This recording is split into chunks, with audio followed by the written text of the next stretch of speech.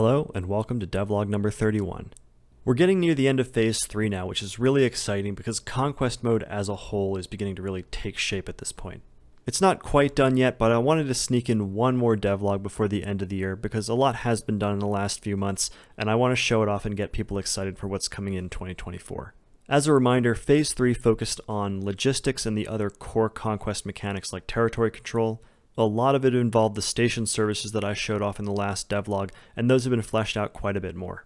All that's really left to do for Phase 3 is space station capturing, logistics ships hulls, and underway replenishment. To test all this stuff, we did 2 more big multiplayer games, and the difference between these and the last games we did is that these games we used the same save file between both sessions. It was really interesting to have that continuity between the sessions, and what's really cool and also kind of funny is just how invested the testers are getting in these throwaway games. They know that we're not going to finish the game because there's so much development going on and the save files get broken all the time, but I have to set a time limit on them. I have to say, I have a stopwatch here and you get 10 minutes to conduct your turns because otherwise they just go down a rabbit hole wanting to make sure that everything is absolutely perfect. And I think that that's a really good sign that even though the mechanics are really half-baked right now and there's a lot of bugs, they're still getting really invested and interested because it's just so cool to see all these things moving around. Now, as is tradition at this point when it comes to talking about new things that have been implemented over the last few months, we'll start at the game setup screen. Ever since I started developing Conquest, about 2/3 of the faction basics screen has been taken up by this giant placeholder of plus signs. These are your faction trait cards, and basically they're a series of things that you can select that allow you to take the base faction you selected for your team and apply some modifiers to it to make it more unique to you. You have 4 slots that you can put traits into, and they all have either positive or negative costs, so things that are bad for your faction will have a positive cost, giving you more points that you can use to spend on other cards. I also feel obligated to include this disclaimer every time because I know someone's going to ask about it, but all of the values that you're seeing are just placeholders. We've barely done any test games, let alone started balance testing in earnest. All of these numbers are the result of me just hitting my hand on the keyboard. These are a few example cards from the original concept document that I added just to test out the system and see if everything was working correctly. I've got a bunch more ideas floating around, and I also got a lot of great suggestions from the testers. So right now this is just foundational work, but as we get later in the development process, there will be a lot of cool things being added here. And then flipping over to the Navy Design tab, we'll see that the top 2 designs here have this orange flag behind their names. These indicate ships that are flagship capable because they have the new flag plot compartment installed on them. I'll go into greater detail about what this actually means later in the devlog, but just know that at least one design in your initial Navy has to be flagship capable. So now we're in this new game that we just started. I mentioned in the last devlog that we were using the simple logistics system in that game, so this is what the complex logistics system looks like. One of the core tasks for Phase 3 was finishing up the new game generation and making it more robust than just having testing values everywhere. And part of that included actually figuring out how much ammo there was supposed to be and where for the complex logistics system.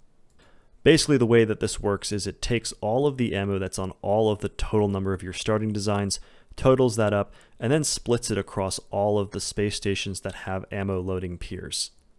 With the way that this map is set up, we have a major magazine and a minor magazine, and we can actually compare side by side the different quantities of ammos at these 2 locations. Because the major magazine has more ammo loading piers, it gets a larger share of all of the ammo available to the faction at the start. The amount of reserve ammo that you get at the start of the game is a configurable setting at game setup, with the default being 1x. What that means is that you get exactly the amount of ammo that all of your ships have at the start also on your stations, but you can also change that to 1.5 or 2 times or even half. Another aspect of new game generation is life cycle assignment for all of the ships in your Navy. If we pop open the TACSIT list here and scroll to the bottom, we can see that there are a lot of ships here that are grayed out and all berthed at these different stations. Life cycle phase refers to whether a ship is ready for operations right now or whether it's undergoing some kind of maintenance that's designed to make sure that the ship can operate for its fully planned lifetime. Most of this activity is going to occur at our major shipyard, so let's open up the berthing schedule for Shipyard Amethyst. We can see that we have all of our graving and repair berths taken up with these ships, and you can also see that there are 2 primary types of jobs. The shorter green one is a routine maintenance period. This includes things like repairing equipment that's broken due to normal wear and tear. And then in the graving docks, we have major or midlife overhaul. That's something like taking a ship that's been in service for 20 years and giving it an upgrade to the newest baseline so that it matches modern ships that are coming out of the shipyard more recently. From a mechanical perspective, they're pretty much the same except for their different lengths, and just serves to divvy them up between the different types of berths. The bottom line here is that these ships have been being worked on for a while. They've got lots of holes cut in them and lots of systems that are in different states of repair, and in order to get them into the fight, the shipyard crews are going to have to patch them up, fill in all those holes, get those systems working again, and that's what this time reflects. If you take a look at the information card for any of the ships that are in the maintenance period, you'll see this warning at the top that tells you that the ship is currently in a maintenance period, that this is what's happening, and then it gives you a date at the end for when the ship will actually be able to get underway. You'll also notice that the ship has no fuel and no ammunition, so it actually takes even longer than this to get a ship out of maintenance and ready to fight, because you're going to have to fuel it up and you're going to have to transfer ammo onto it. Finally, you may notice that there are a lot of ships that are grayed out and moored at the station but not actually at a berth. The reason for this is that lots of ships have to go into maintenance. The default value is 33% of your initial starting navy, which can be modified by trait cards. But there are probably going to be less maintenance berths than there are ships that need to go into maintenance. So what happens in that case is that the ship will be moored and its crew will be sent on quote-unquote leave, and then it needs to be recalled in order for the ship to actually be able to get underway, and you can see the date at the end of the warning right here. I decided to add a system like this for the same two reasons that a lot of the things in Conquest are the way that they are. The first is that it's just realistic. 100% of any real-world navy is not ready for action on a moment's notice. There's a lot that goes into keeping a machine with 1 million moving parts operating for 50 plus years, and I think that a lot of people take that for granted. The second is that it both adds a break to the early game, so you can't just rush with your entire navy to try to take out the enemy in the first turn, and it also provides some automatic replacement for the first few turns where you've got fresh, ready-to-go ships coming out of port at a steady rate.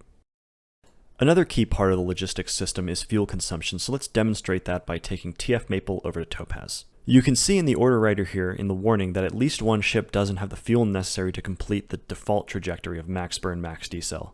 By opening up the trajectory planner, we can see the red flashing icon showing that as well, and by opening up the fuel report, we can actually see fuel consumption for every ship. This fuel report was important because different ships have different fuel storage, they have different burn rates, etc. And by changing the amount of burn time on the trajectory, we see that the amount of fuel consumed for each ship changes. The trajectory also gives us a yellow flashing warning if any ship is going to be below 25% fuel when it arrives. So now that we've adjusted the trajectory so that all the ships are using only a small portion of their fuel, we can go ahead and submit the order. Right now every hull has a specific fuel storage capacity as well as a burn rate. And no, fuel is not going to apply in the skirmish battles. It's assumed that ships are going to have enough fuel to conduct a battle. This is only for long range travel. Fuel is a little more cumbersome than I would like it to be right now, and it's a little more involved with how small the fuel bunkers are on frigates and corvettes, but that's going to get a lot better once logistic ships are in the game and you can send them with your task forces to basically continuously replenish fuel. Some of you may have noticed an additional line of text in the header for every task force. This shows the Admiral that's currently in command of that task force, and it's why the flag plot compartment that I talked about earlier is so important. There's a flag icon next to the ANS Capital Punishment indicating that that is the flagship for this task force, although we do have two other ships in the task force that could be the flagship, and we can right-click them to designate them as the flagship if we want, but by default it's going to choose the one that actually has the Admiral on board. Something that's going to change from the concept document is that a flagship and an admiral are going to be required in order to issue orders to a task force. That's any group that has more than 4 ships. In the concept document, I had talked about a morale system and how morale would degrade without a flag officer, but I think that that's a little too abstract and could be cheesed in a lot of ways, so I'm going to go with this instead. So if we open up the info card for this ship, we can see that it's been designated as the flagship here at the top. And there are 2 new accordions here. Staff, which is only visible on ships that have a flag plot, and then officers and crew. At the top, we can see that we've got Vice Admiral Lemon, who's the commanding officer of Task Force Maple. I haven't added them yet, but eventually there's going to be staff positions, or N heads as we call them, underneath the Admiral, who are basically like the department heads for the ship that we're going to talk about in a second, but providing their buffs for the entire task force. In the officers and crew section, we've got all of the ship's company officers with the commanding officer and executive officer at the top. Below them, we've got 4 department heads, the operations officer, navigator, weapons officer, and chief engineer. And then at the bottom, we've got some additional junior officers who are on the ship to gain experience. In reality, there'd be about 20 junior officers on a ship of this size, but this is already a lot of people, so I cut the realism there. At the start of the game, it's going to generate at least 6 officers per ship to fill the CO, XO, and department head billets, as well as a random number of these junior officers, so that you can start getting experience for them, so that when your more senior people die, they can replace them. It'll also generate 1 admiral per task force and assign them to a flagship, as well as a few random admirals at your different stations, so you have some flexibility to produce more task groups. So let's start from the bottom here, taking a look at Lieutenant JG Astrid. Below her name, you can see that she's a supernumerary officer on the ANS Capital Punishment CH9. You can see that she's been generated with 2 levels in navigation at the start of the game. This is because she was generated as Lieutenant JG, so she got a couple levels to start with. In comparison, Ensign Sanderson has 0 levels in anything. Supernumerary officers will just gain experience in random areas as they go through battle. Taking a look at a department head, we can see that Lieutenant Commander Hibbets, the weapons officer, has 7 levels in weapons. By clicking on the weapons experience bar, we can see all of the bonuses that this officer is going to apply to the ship. The way that this works is that there is a set of ship stats that are relevant to each department head position, and when an officer levels up in that area, it will pick a random stat from that group and apply a 5% bonus, whether it's positive or negative, depending on the stat. But it will always be a buff. And the buffs that they get from this area is only applied when they're in that department head role. So if Lieutenant Commander Hibbets also had some navigation ranks, those wouldn't be applied since he's not in the navigator billet. Now for a command billet, we'll take a look at the commanding officer, Captain Sabile. And we can see that he's got some command ranks here, and that's a special level so that when someone's in a command billet, they will rank up, and when they rank up in command, they'll get random stats from any of the possible department head billets below them.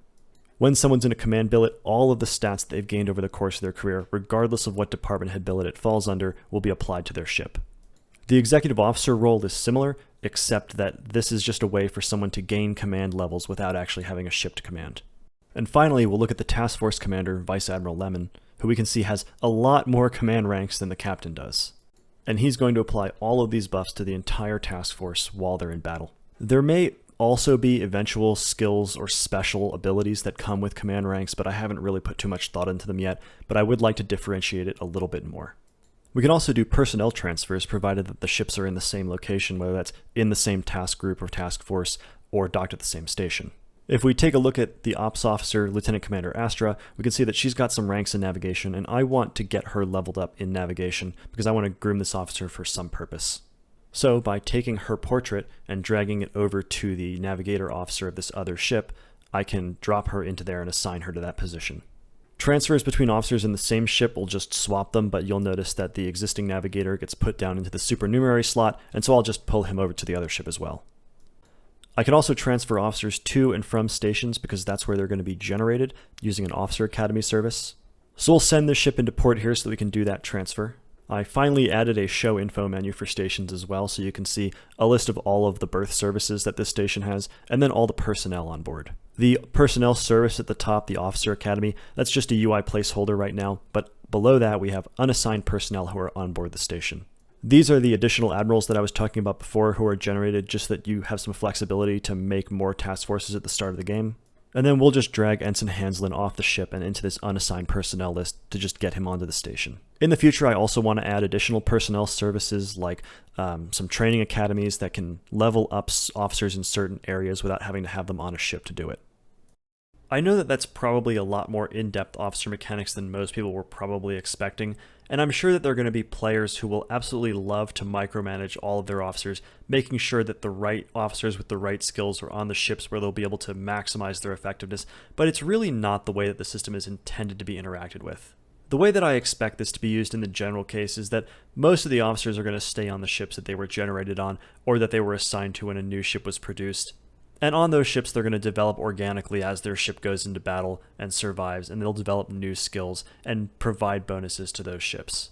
But there are also probably going to be 1 or 2 cases where you've got an officer who's developed skills that you want, and you want to groom them for a higher command, and so then you can take them up to a captain, for example, or promote them to an admiral when they have the skills that you want. I decided to go with a system like this because whether you've thought about it or not, Nebulous has always had a very human element at its core. The ships are characters in their own right. They're not these anonymous swarms that you can just send at the enemy and not really care about them. They're not like units in most strategy games, where they're just an intermediate step between harvested resources and DPS. They have names, they have unique aspects. In Conquest, they're going to have histories to them as they go from battle to battle. Personally, I'm a firm believer that games are an art form, and art always says something, whether you like it or not, or whether the creator intends for it to say something or not. And that's always been the message embedded in the mechanics of Nebulous, about the brutality of naval warfare that I think is missing from most science fiction games, where it's really just about mashing cool spaceships together. And I thought that having human faces on these ships that you can get invested in and remember from battle to battle would only help drive that home more. Because the bottom line is that it's going to suck when your level 20 Admiral gets atomized in a reactor explosion, or that officer that you had planned to give command of the new frigate that's going to come out of the shipyard next turn gets killed because a 450 round hit the CIC. That's why I put so much effort into cosmetic things like the portrait generation system, and why I contracted a really great artist named Shieldmade to create all of the art for it, because I wanted to put a human face on all of these ships to get you more invested in them than you already were. Anyway, that's my rant for this devlog, so I'm going to open up another save file from one of the multiplayer tests that we were doing to talk about game scoring a little bit. Scoring in the skirmish game is easy. You tick up points and then the game ends, or you destroy all the ships and then the game ends. Conquest is obviously a lot more complicated. There's a lot more moving parts and a lot more things to consider. So we have a war progress breakdown window, and in the center there's a list of all the battles that have occurred, and then on either side there's the different components that make up each team's score. There's both naval attrition and naval victories counted here, so if you're winning battles but you're taking horrific losses, it's basically going to balance out and you're not really going to be making any progress there. Worlds and rocks held, those are planets and then minor objects like asteroids. That is a total value based on the number that you held at the beginning of the game, so you'll only ever lose points there. So capturing territory subtracts points from your enemy rather than giving points to you. And then at the bottom there's a total for each team's subcomponents of their score, and then that dictates where on the progress bar the total score falls.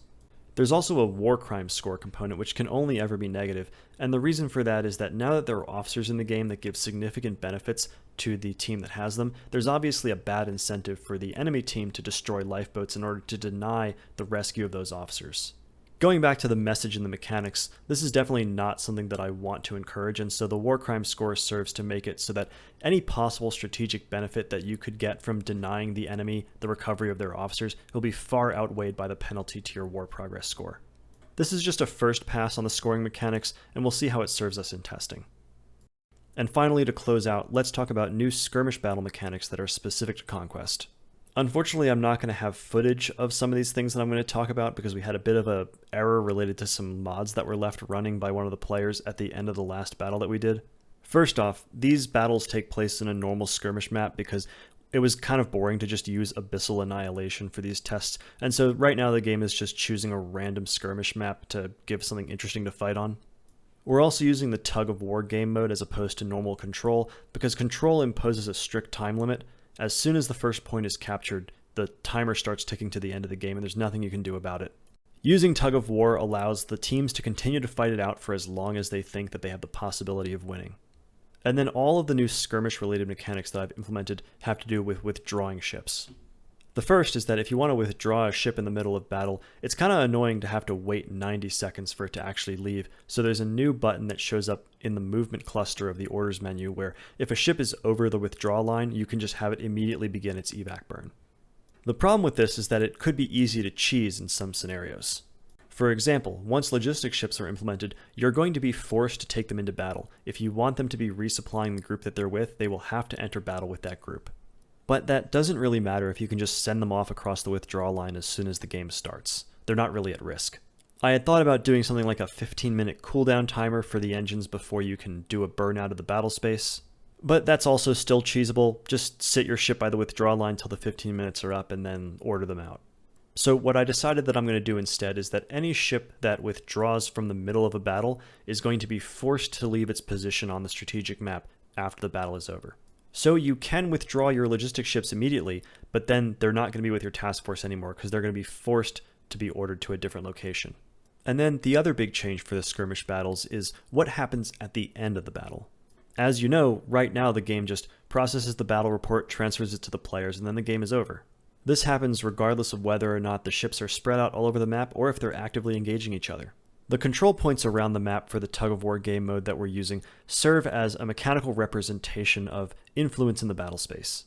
Once one side has gained the upper hand and exerted enough influence for the game to declare a win for them, that's when a new phase has been added called the retreat phase. Once the battle has been decided, the losing team is given between 10 and 30 minutes to get all of their ships across the withdrawal line. This makes it so that battles don't just abruptly end when the score ticks over, and there can be plenty of considerations for how you're going to get your ships out and whether the attackers are going to pursue or not. The losers have the ability to abandon their retreat, so if they only have a few heavily damaged ships left that it's just not worth trying to get them out, they can abandon retreat, and any ship that had already crossed the withdrawal line is saved, and anything left in the battle space is considered destroyed. Similarly, if the attackers don't want to for any reason, they can abandon their pursuit as well, which would allow any enemy ship of the losing team that's still in the battle space to escape.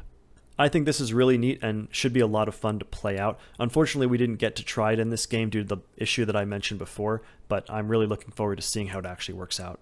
So that about wraps it up for this devlog.